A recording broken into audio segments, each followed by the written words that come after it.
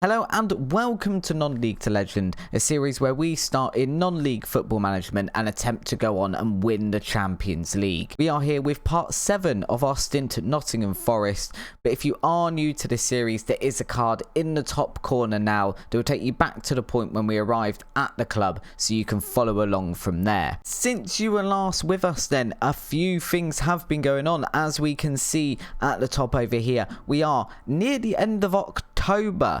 We'll have a quick look at our run of results so far. So here's our run of results since you were last with us with the matches against Coventry and Fleetwood at the start of the season. We've had a fantastic run of form really. 3-1 win against Rotherham in the league, a 0-0 draw with Stoke, but they were near the top. We've beaten Hull in the Carabao Cup. We beat Plymouth in the Carabao Cup as well. Sheffield United, Sunderland, Brentford, Blackpool, Millwall, West Brom, all defeated in the league. And then we've hit the last 3 games and we've come into a very poor patch of form. A 0-0 draw against Preston, starting that one off, who are still the bogey team for us, and we do not seem able to beat them, but we didn't lose to them this time, so I guess it's a bit of an improvement. A 2-2 draw against Middlesbrough, and then we finally just lost a match against Portsmouth. This is the email we received then.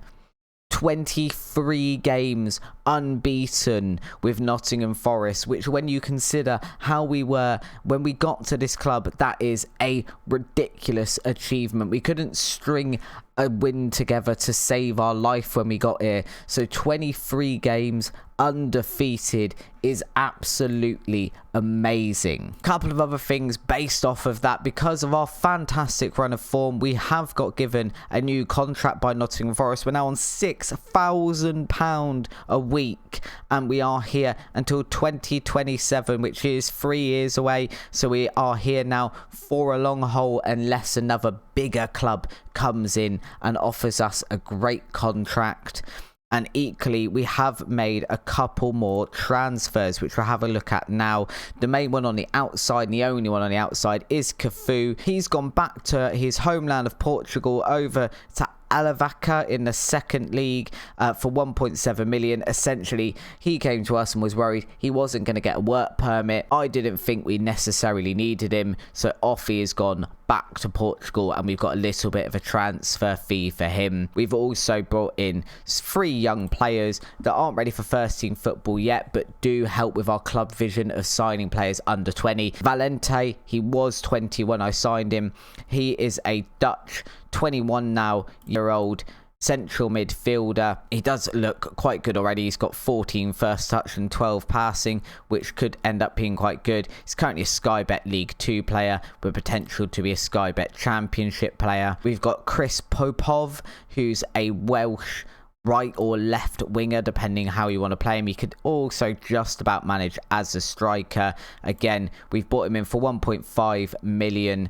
He's played 1 game for us in the league so far and got a 7.30 rating, which was quite good. Sky Bet League 2 again, with potential to be a championship player. And then we've just signed Silvano Vos. Cost us absolutely nothing. He was wandering around the wilderness on a free.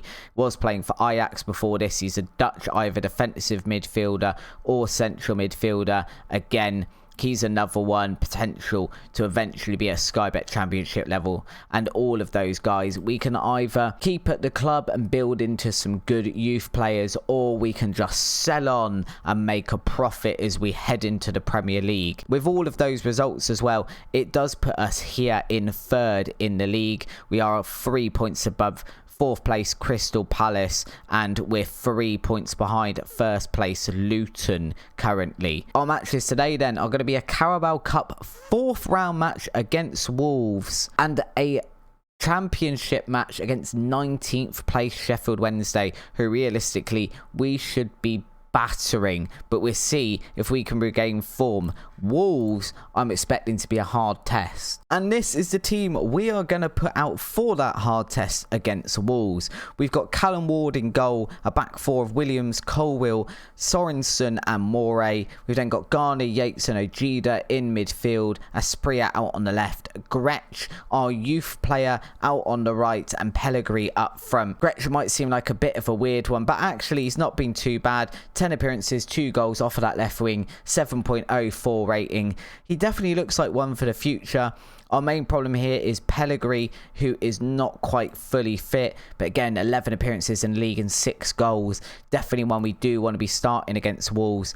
And Ward, although he's let in a few goals in the last matches, 9 appearances, 4 conceded, 6 clean sheets in the league. So he has been fantastic for us this season, and hopefully he can go out and have a good match here against Wolves. Before we get into the match, guys, leave your score predictions for this match down below in the comments. Whilst you are down there, if you are new to the channel and you do enjoy today's episode, why not consider hitting the subscribe button and the notification bell and subscribing to the channel. We've got lots of cool stuff on here, especially this series. We will keep going until we win the Champions League, and hopefully that's before the release of FM23, and I feel like we're making some good progress towards that. This is very much an opportunity though to see if we do manage to get into those playoff or maybe even automatic promotion spots, whether we can hang with the big boys in the Premier League. I know Wolves aren't necessarily the big boys, but they are Premier League opposition, and Carl Gretsch has taken a knock within the first 20 minutes of a match, so we're not going to get to have a proper look at him. And I guess for this one now, we bring on Brennan Johnson. He's just coming back from an injury as well, so he's possibly not quite looking as good out here as he was. We were playing him as a winger. Were we playing him as a winger, or were we playing him as an inside forward? I'm pretty sure we were playing him as an inside forward, so we're going to continue playing him as an inside forward. The problem when you come back from an injury, he literally, right, so he was injured for 4 to 5 weeks. He came back in a cup match, and I can't remember who it was against. It might have been the match against Plymouth. And instantly went in with both feet and got himself red carded. So he was genuinely, it was a bit of a, I can play 45 minutes, and we got 30 minutes left in the match. Comes onto the pitch, 2-footed, and had himself sent off within a minute or maybe 2 minutes of being on the pitch. So this is actually his first match back into the side. We need to kind of assess his fitness levels, and to be honest, we've had my guy whose name I cannot remember, who came from Villarreal, that's the one, had a complete and utter mind blank then. He's been out playing on that side as a winger, and he's been fantastic. Again, he's just not quite fit enough to join us in the game today, so he's not made the starting 11, but he's been out there and playing a lot better than Brennan Johnson was. So it might well be that Brennan Johnson doesn't retain his place in this side, as much as he is a youth sort of player that's come up through the ranks at Nottingham Forest. At the end of the day, we are aiming for promotion, and while I'd love this to be a bit of a youth development side, because I think at Nottingham Forest we do have a couple of really good youth players, we do also have to go with the players in form. And Brennan Johnson kind of was nailed on that left hand side until he got himself injured and then sent off. And Pellegrini here through on goal. Pellegrini through on goal. He's absolutely cannoned that one into the net to put us 1-0 up against Wolves. Held that one up nicely in the box and picked his spot.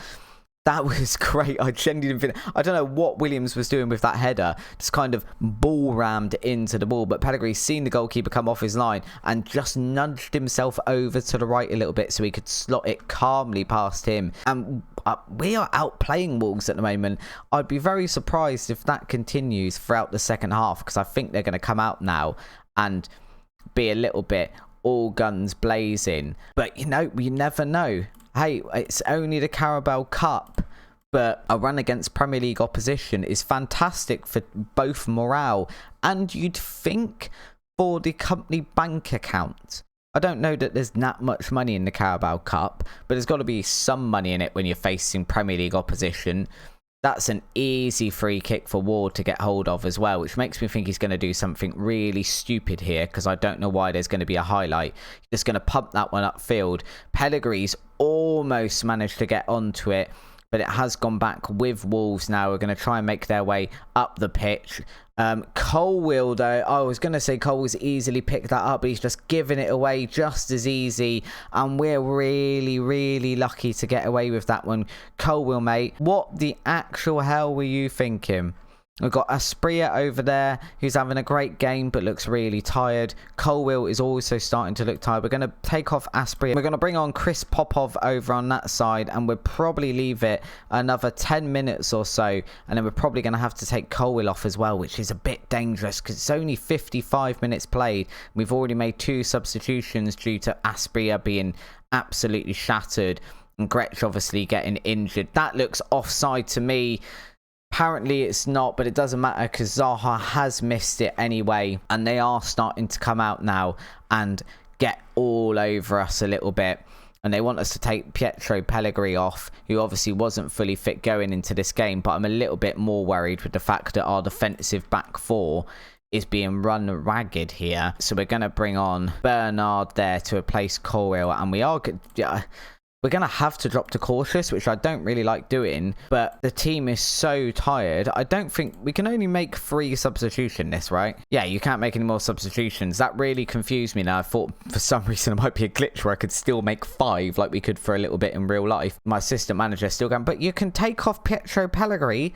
Don't think I can. That seems a bit like that Exeter match. I think it was against Cheltenham recently, and I think that might have also been in the FA Cup or the Carabao Cup. It was in a cup either way. If you don't know what I'm on about, Exeter City basically managed to field a 4th substitute and then had to replay the game as per the FA's ruling because, you know, they've broken the rules. But equally, the referee probably should have noticed they were sneaking a 4th player on. Pellegrini here, though, despite being tired, has managed to run the entire half of the left-hand side of the pitch and get a cross in, and Wolves have just pumped that one long. Ward's come out. It's rash from Ward. It's so rash from Ward. It's been disallowed for offside.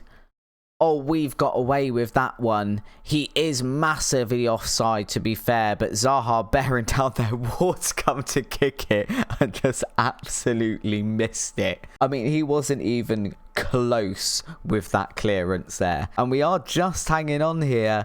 We've got a couple more minutes. It's full time.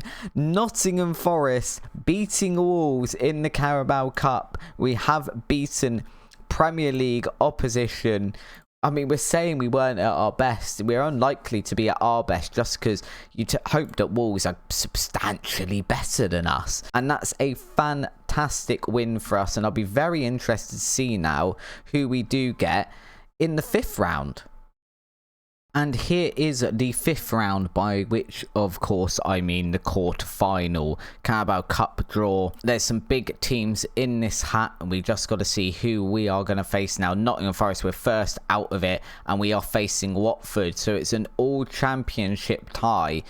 Watford are just above us in second, so it's a top-of-the-table clash. We've got Lincoln, Man City, Liverpool, Leicester, Burnley and Chelsea left in here. Lincoln just hanging on. I'm sorry, lads, but you are getting a battering against Man City.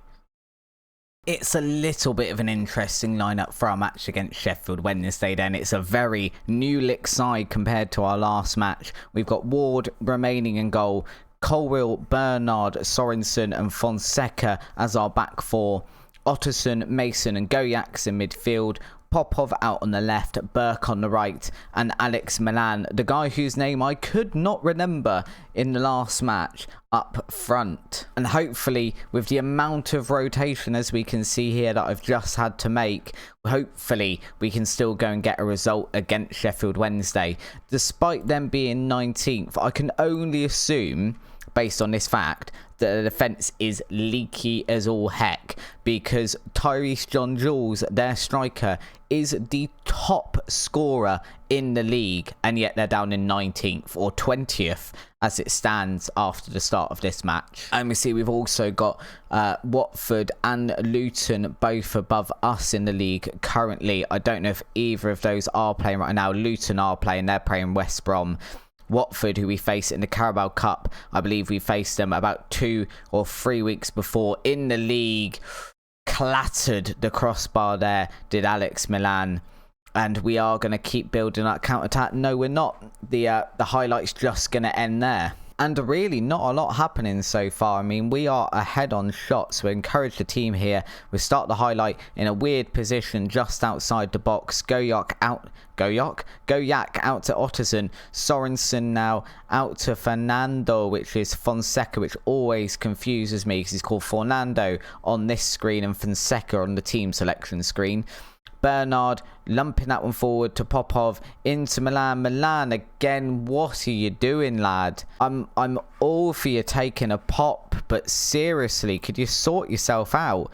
That's two that you've absolutely just chucked into the sky. And I'm just having a look because you are faster than you are tall or good with your head. So because Milan is up front today, we are going to go with lower crosses and hopefully we can play these into his feet a little bit for him to run onto and power drive low into the bottom corner, because he's definitely not managing it so far. Instead, he's just spooning them up into the crowd. And that match against Wolves is definitely done in our team fitness. We've already got Colwill and Sorensen looking really, really tired, and they were the fittest players I could have started in our back four. Milan with a free kick here. That one's also gone wide behind the goal for a goal kick, and that's going to be the end of the first half. We're definitely on top. I just don't know if we've actually got the legs at the moment in the team to manage to go on and win this. Throw in for us here though at the start of this highlight. It's Fonseca back to Sorensen, plays it all the way back to Ward there. Bernard now out wide to Popov, out even wider to Colwill, back to Popov for him to run onto. Can he make his way to the byline and get across into the box? He can. Burke with his head into Milan. It's been cleared somehow by Sheffield Wednesday. We're not really sure how. There's bodies everywhere. But at the end of the day, the ball is not in the back of the net, which is what we kind of want off of those sort of chances. And we are definitely going to have to make a substitution here, I think. Sorensen is having a really good game, but we're going to have to bring on Finn back, who's definitely not a good replacement there. And Jeffrey Williams out on the left-hand side for Colwill, just to make sure we aren't conceding purely because our team are absolutely knackered at the back. And maybe if we could just go on and get a goal, I think we'll be all right. But at the moment, we are going forward. We can't seem to get this ball in the back of the net. Popov now back to Mason. Williams over to Popov again. Can he get across into the box? He can't be. Cuts it back to Mason. We're getting kind of just crowded out on the left-hand side. Ball into the box for Alex Milan to get his head to, but again it's just hit the crossbar, gone out of play. Maybe I'm going to completely ignore this more direct passing and early crosses malarkey. We're going to bring on Asprilla for Burke, like we've said there. Asprilla can play as an inverted winger on this side or as an inside forward. Let's go as an inverted winger on attack, and we are going to go attacking in the match now. That's all of our substitutions used as well after 66 minutes. We've definitely got a bit more squad depth than we did have, but we are still very much suffering the effects of a very, very long season. Even though it hasn't been a long season yet, the games are very condensed and very close together, and the team just not quite managing with it on fitness levels. Encouraging them a little bit, and we are going to go on the attack here. Hopefully we can get something out of this game. Goyak outright to Asprilla, who's probably the fittest guy on the field right now, even though he was tired when he came on. Goyak to Asprilla again.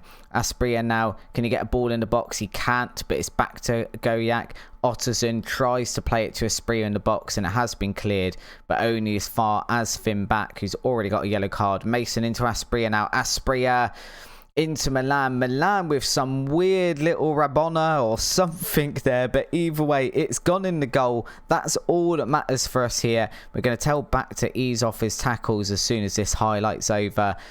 It was an interesting finish there. Asprilla couldn't quite get the shot away himself, but he has just managed to get it in. And yeah, he's kind of just Rabona'd it or something into that corner. Either way though, he's managed to get it in the goal, which is kind of what we were hoping for. We are going to stay on the attack here because I think we can hopefully go and get a second. And I think being on the attack actually makes us slightly less likely to concede if we're up their end, because I think if we go cautious and stayed on our end with the fitness levels we've got in the team, we're likely to just concede. Milan cross into the box there. Popov for his first goal for the club. Sheffield Wednesday's goalkeeper did get a hand to it, but it's just fallen to the feet of, is it Chris Popov? I'm not sure, but Popov, either way, new signing that we showed you at the start of this video. He has managed to just be the first man to get to it, hit it first time in past the goalkeeper for his first goal for the club. And it's nice to see when we do have players that are tired, we can bring on the likes of Popov, we can bring on the likes of Gretsch out on the other side, and they will actually manage to play a good game for us.